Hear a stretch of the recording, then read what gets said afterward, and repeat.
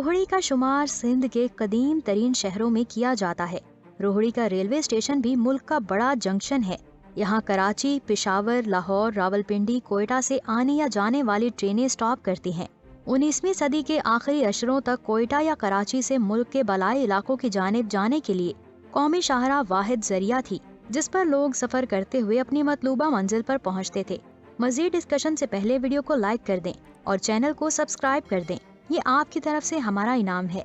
Rohri railway station की जगह पहले रिजवी सैयदों का कब्रिस्तान था, जिसकी पहाड़ी की कटाई की गई और इसमें मट्टी डलवाई गई। इस पहाड़ी को लाहौरी टुकरी भी कहा जाता है। इसकी वजह ये है कि किसी जमाने में लाहौर के रेशम के ताजर यहाँ रिहाइश अख्तियार करते थे। उस जमाने में दरियाए सिंध का पानी इस टुकरी से आकर मिलता था। इस पर मुगल बादशाह औरंगजेब के दौर में बखर के गवर्नर नवाब मीर याकूब रिजवी के वालिद सैयद मीर मेरान और इसके दादा सैयद याकूब रिजवी के मकबरे भी हैं। जब स्टेशन की इमारत बनी तो इस पहाड़ी के नीचे की जानिब एक रास्ता था, जिसे टनल के जरिए तामीर किया गया था। इब्तिदा में स्टेशन पर रेलवे के पास भाप से चलने वाले छोटे इंजन थे, जिनमें 20 से 35 बोगियां लगाई जाती थीं।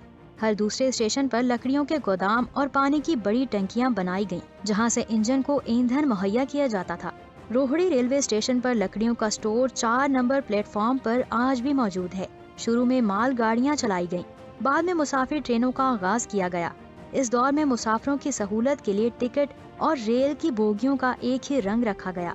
फर्स्ट क्लास का टिकट और दर्जा अव्वल की बोगी सफेद रंग की थी। सेकंड क्लास का लाल और थर्ड का पीला रंग रखा गया था। इस दौर में रोहड़ी से कराची तक का सफर 4 दिन पर महीद था, जबकि माल गाड़ी का कोई भी वक्त मुकर्रर नहीं होता था कि कब मंजिल पर पहुंचेगी। 1906 में इंजनों में लकड़ी की जगह पत्थर का कोयला इस्तेमाल होने लगा, जिससे ट्रेन की रफ्तार में भी फर्क पड़ा। बाद अज़ां भाप की जगह डीजल इंजन ने ले ली, जिससे ट्रेनों की रफ्तार में मजीद इजाफा हो गया।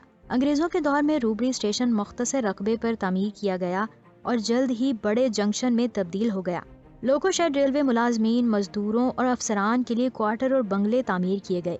रोहड़ी स्टेशन पर रेलवे ट्रैफिक का दबाव कम करने के लिए न्यू यार्ड तामीर किया गया।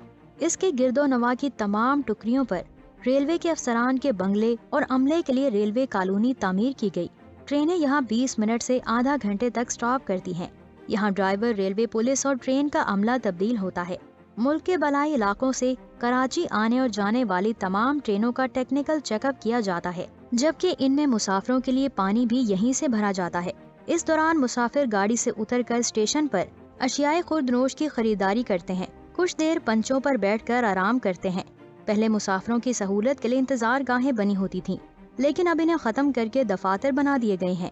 रोहड़ी स्टेशन के साथ ही रोहड़ी रेलवे पुलिस स्टेशन भी कायम है, जहां पुलिस अफसरान और अहलकार 24 घंटे मौजूद रहते हैं।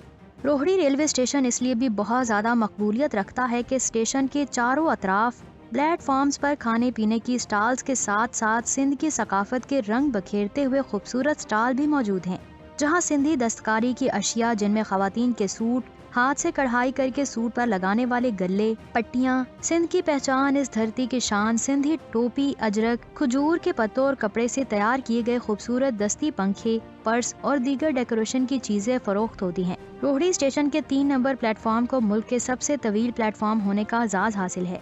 वहाँ रिलीफ ट्रेन भी मौजूद होती है।